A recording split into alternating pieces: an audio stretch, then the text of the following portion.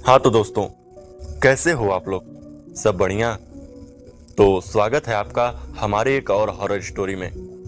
तो आज की ये हॉरर स्टोरी सुनाने से पहले अगर आप हमारे चैनल पर नए हैं तो हमारे चैनल को सब्सक्राइब जरूर कर लें। तो चलिए देखते हैं आज की ये भूतिया कहानी।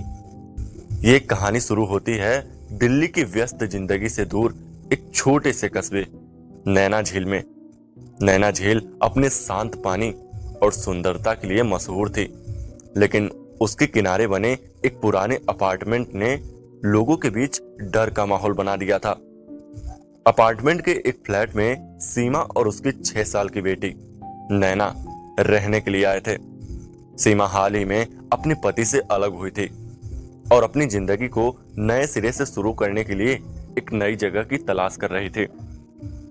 सीमा ने अपार्टमेंट में शांति पाने की उम्मीद की थी, पर जल्द ही उसे महसूस हुआ कि यहाँ कुछ ठीक नहीं है। पहले ही दिन उसने देखा कि बाथरूम का पानी काला और बदबूदार था।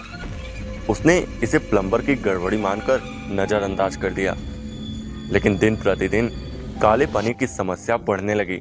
कभी नल से काला पानी टपकता तो कभी बाथ टब में बदबूदार पानी भर जाता।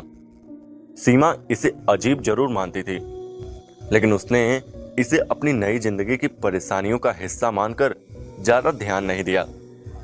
अगले कुछ हफ्तों में सीमा ने देखा कि उसकी बेटी नैना अजीब अजीब बातें करने लगी थी।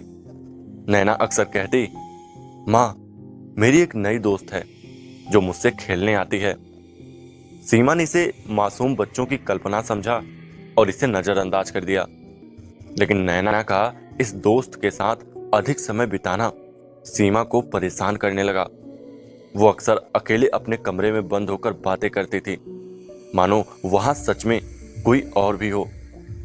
एक रात सीमा गहरी नींद में थी जब अचानक बाथरूम से गिरने की आवाज आई।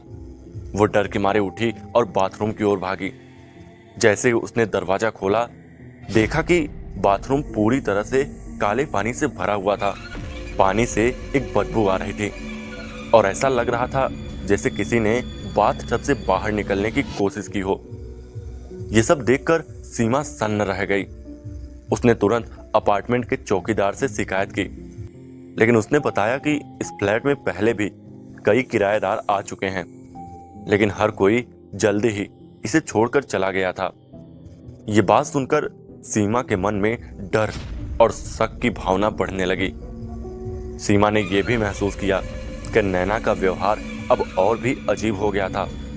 उसने अक्सर नैना को पानी की ओर ताकते हुए देखा और जब भी सीमा उससे बातें करती, नैना सिर्फ मुस्कुरा देती।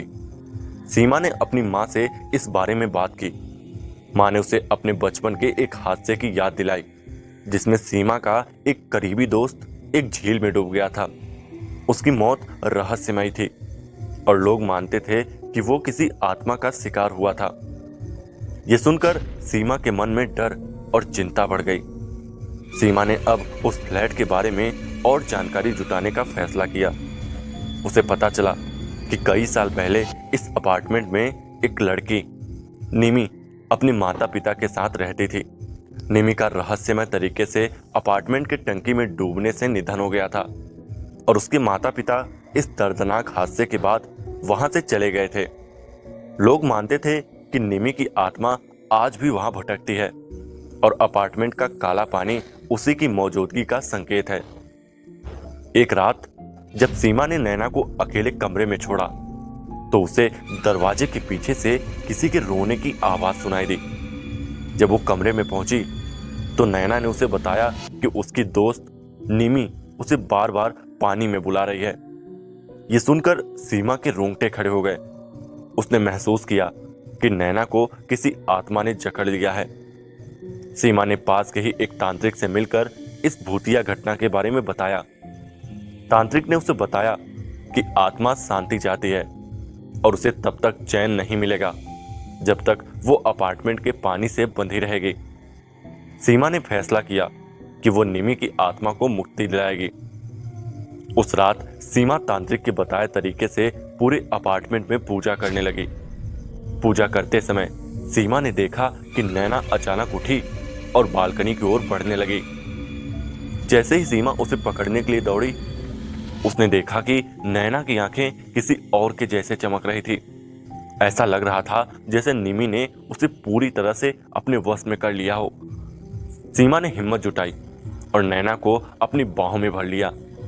उसने निमि की आत्मा से प्रार्थना की कि उसे छोड़ दे। तभी अचानक एक तेज हवा का झोंका आया और पानी की टंकी से एक जोर की आवाज आई। कुछ क्षण बाद सब कुछ शांत हो गया। उस रात के बाद नैना सामान्य हो गई। काले पानी की समस्या भी खत्म हो गई। सीमा ने अब समझ लिया था कि निमि की आत्मा को मुक्ति मिल गई थी। कुछ समय बाद वो और नैना उस अपार्टमेंट से चले गए और कभी पीछे मुड़कर नहीं देखा। हाँ तो दोस्तों, कैसी रही ये कहानी कमेंट करके जरूर बताइएगा, और चैनल पर नए हैं तो चैनल को सब्सक्राइब भी कर लें। चलिए मिलते हैं किसी और कहानी में, तब तक के लिए बाय।